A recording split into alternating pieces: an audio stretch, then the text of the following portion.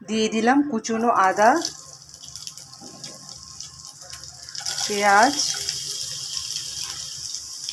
বরবটি, গাজর,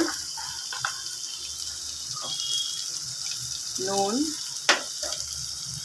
এবার একটু ভেজে নেব। এই তো ভেজে নিয়েছি। এবার দিয়ে দিচ্ছি কুচনো লঙ্কা, দিয়ে দিচ্ছি সামান্য একটু চিনি।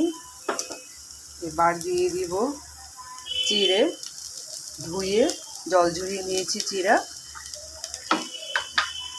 চিড়াটাও একটু নেড়ে চেড়ে নিয়েছি। এবার অ্যাড করছি বাদাম, ভেজে নিয়েছি, আর পনিরও ভেজে নিয়েছি। বাদাম আর পনির অ্যাড করছি। দিয়ে দিচ্ছি একটু কুচনো ধনেপাতা। রেডি হয়ে গেল চিড়ের পোলাও উইথ পনির।